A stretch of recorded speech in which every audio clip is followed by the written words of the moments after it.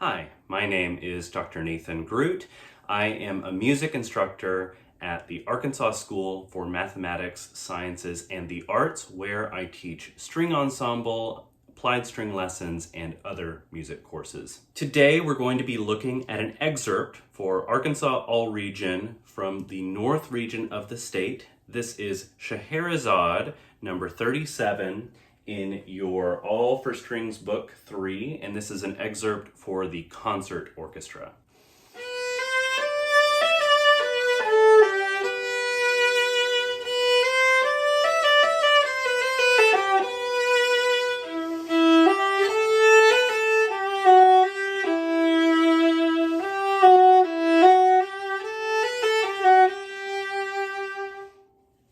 All right, so let's talk about this piece just a little bit. First, what key are we in? We're in the key of G major.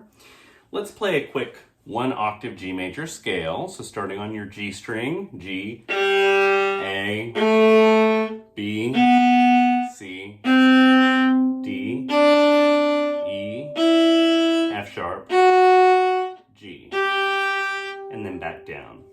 So on our G and D strings, we're using a 3/4 finger pattern. But here's the thing about this excerpt. It only uses the D and the A string. So let's play all of our notes using open string, first finger, second finger, third finger, and fourth finger on our D string and then our A string. So in the key of G, open D works, E, F sharp, G, A. So as we just discussed, a 2/3 finger pattern. Now, what about the A string? A, B, C natural, D, E. This is a 1/2 finger pattern. So that's going to be the important thing here, is to remember that your Fs are sharp on your D string and your Cs are natural. So you're going to be going between a high 2 on the D string and a low 2 on the A string. Let's talk a little bit about the time signature. So we are in 3/8. So the top number in a time signature tells you how many, the bottom number tells you what. So how many? There are 3. What are we counting? Eighth notes. So 1, 2, 3, 1, 2, 3. You'll notice that the very first measure has 2 eighth notes in it. What's the deal with that, right? So this is an incomplete measure. If you're wondering where that other eighth note went, take a look at the very last measure of this excerpt. It's a measure with only 1 eighth note, and there it is. So that means when you count this off, if you start out by practicing counting every eighth note, which I would recommend, you're going to be counting 1, 2, 3, 1, and then you play on beat 2 and 3, which then leads into the real first full measure. So the goal tempo for this piece is dotted quarter note equals 52. So we have a time signature that is 3/8, and you might be thinking, I'm going to be counting eighth notes. Why isn't it telling me eighth note equals something? Well, the dotted quarter note is our big beat, and once you really master this excerpt, that's what you're going to be counting, and you'll be subdividing those eighth notes in your mind. So let's think about just a quarter note, not a dotted quarter note, but a quarter note. How many eighth notes are in a quarter note? There are 2 eighth notes contained within that quarter note if you were to divide it in half. Now, a dotted quarter note now has this augmentation dot that's added to it.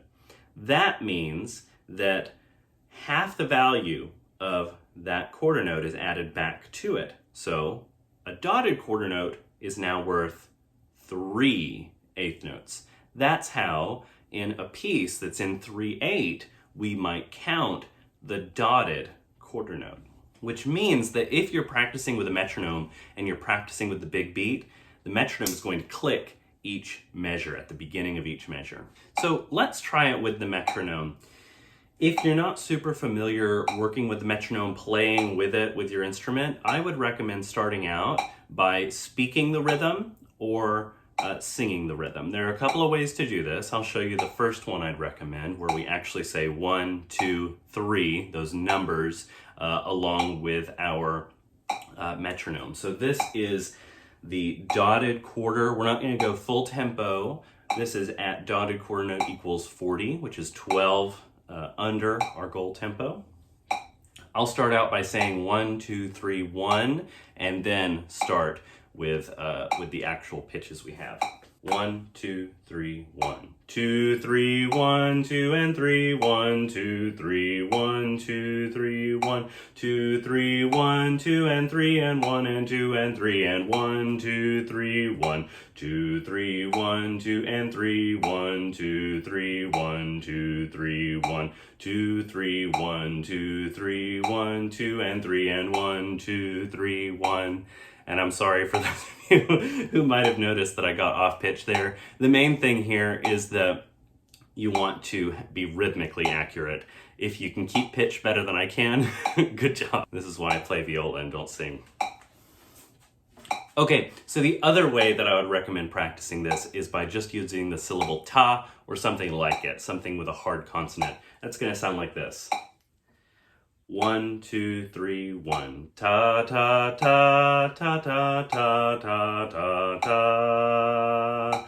Ta ta ta ta ta ta ta ta ta ta ta ta ta ta. Ta ta ta ta ta ta ta ta ta ta. Ta ta ta ta ta ta ta ta ta ta. Basically, I would recommend doing this with the dotted quarter, and I would also recommend doing it with the actual quarter note. The next step is to use pizzicato, because with pizzicato, there's nowhere to hide in terms of where the note comes in. You can't sort of fake it a little bit with the bow like we sometimes do as string players. You only have the beginning of the note, which is honestly what you should be thinking about in the first place. So I would recommend plucking it 1, 2, 3, 1.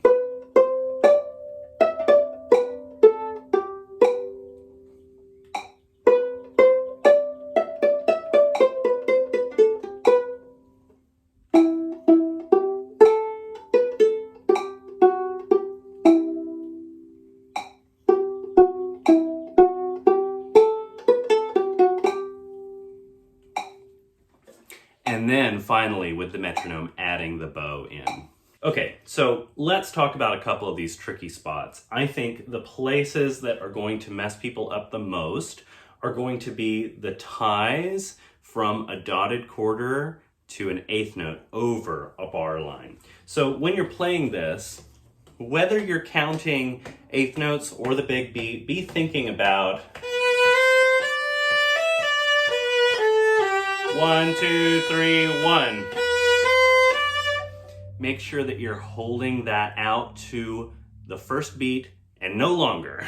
Make sure that that is really super clear. This provides us both with an opportunity to play in rhythm and also to have good phrasing, because if you were playing a wind instrument, you would take a breath right after that eighth note. 1, 2, 3, 1, 2, 3, because that is the end of a small portion of the phrase, right? That's the end of this unit. And then you start something new with a very similar 2, 3 pickup that we had at the very beginning. So make sure that you're holding this the exact length and add just a little tiny breath between beat 1 and beat 2 of those measures that has the tie. One of the other rhythmic places that might be trouble is the dotted 8th and then 16th. That happens on the first full measure and then also measure 9.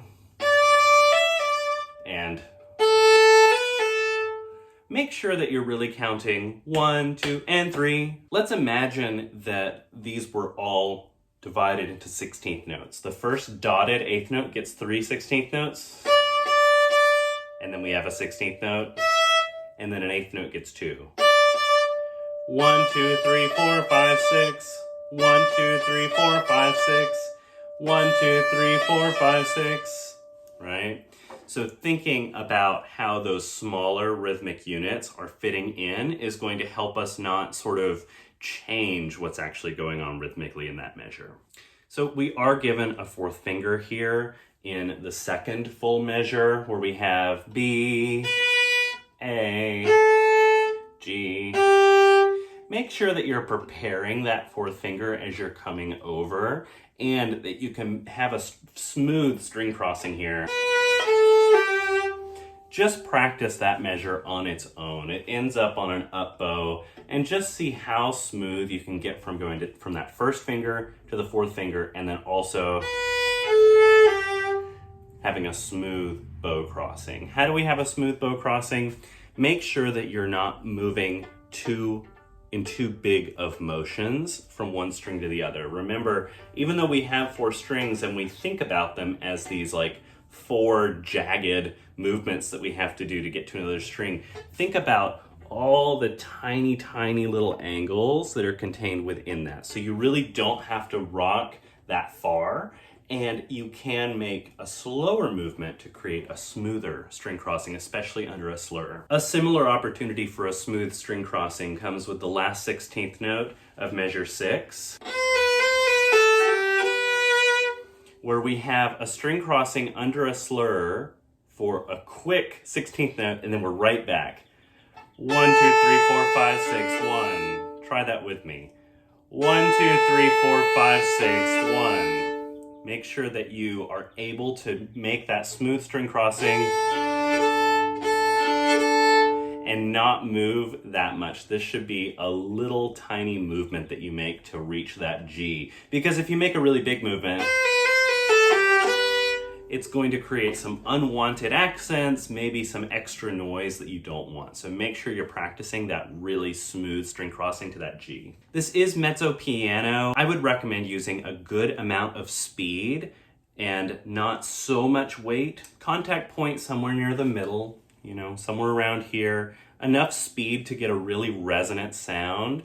And make sure that you're getting sort of a resonant but not harsh sound. This is not the place to really be playing super duper loud, first of all because it's mezzo piano, and also because this is a sort of a slower lyrical line that you're playing. Try to make these phrases as long as you can and not break them up, except in those places where you might want to put a breath mark. All right, for the next part of this video, I am going to play it at different tempos, just one at a time.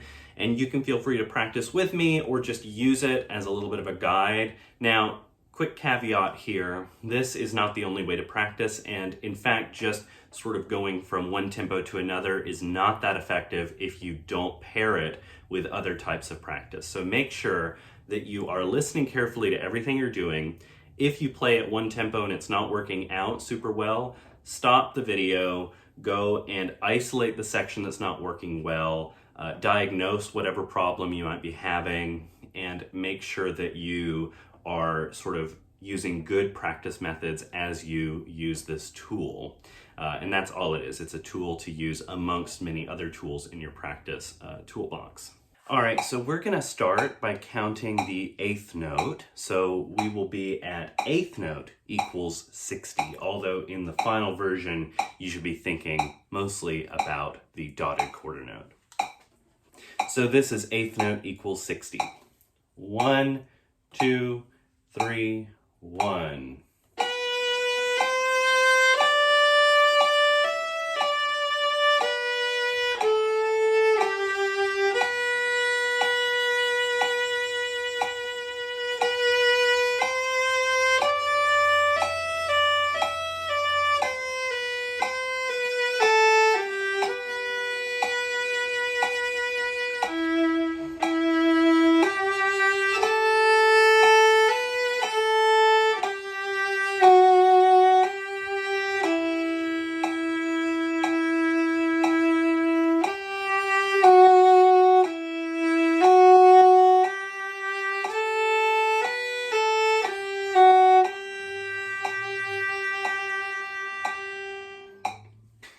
This is 8th note equals 70. 1, 2, 3, 1.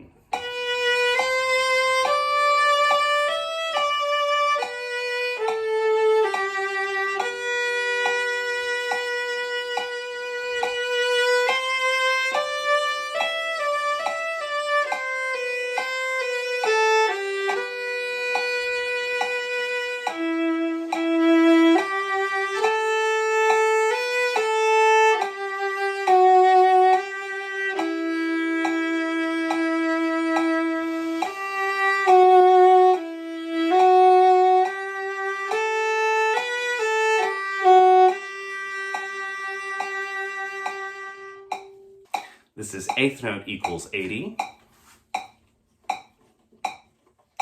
1, 2, 3, 1.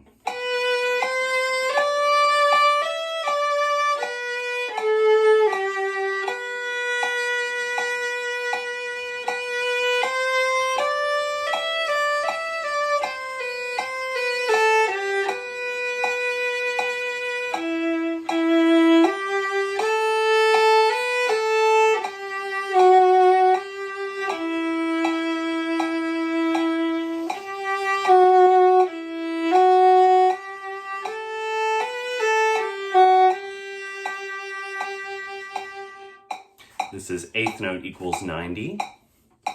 1, 2, 3, 1.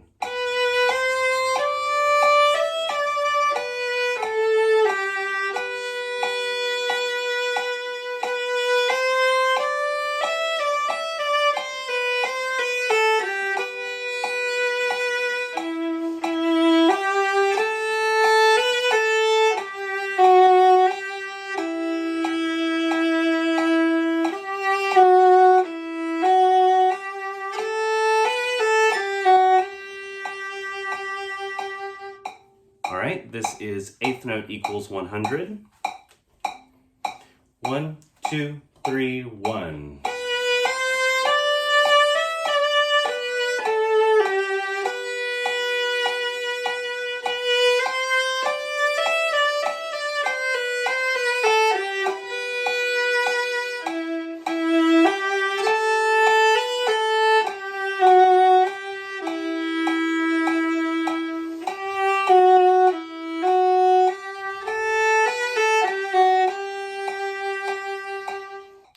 This is eighth note equals 110. 1, 2, 3, 1, 2.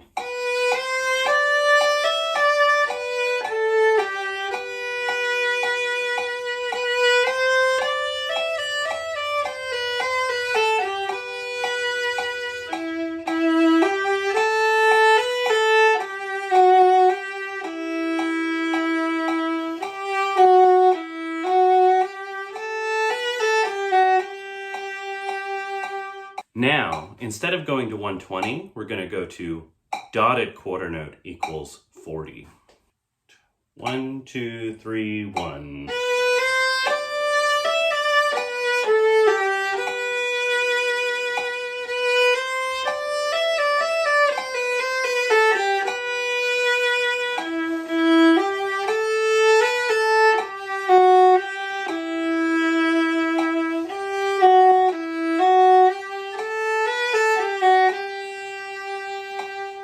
Okay, now we are at dotted quarter equals 45.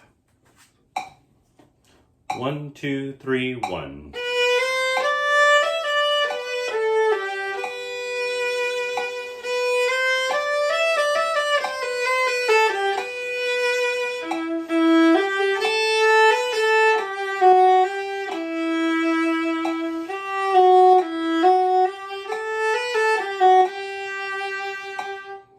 All right, now we are at dotted quarter equals 50. 1, 2, 3, 1.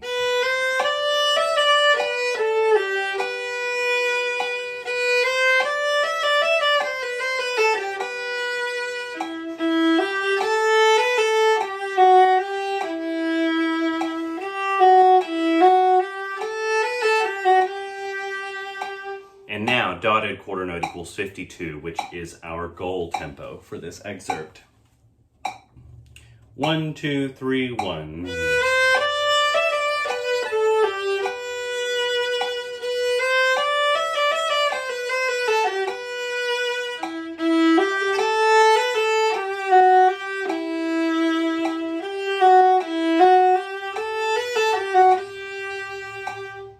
So I hope that this was somewhat helpful for you. If there's anything I missed, or you just have additional questions or comments or anything, feel free to leave them below the video in the comments. Also feel free to reach out to me on my website or social media. I'd love to hear from you.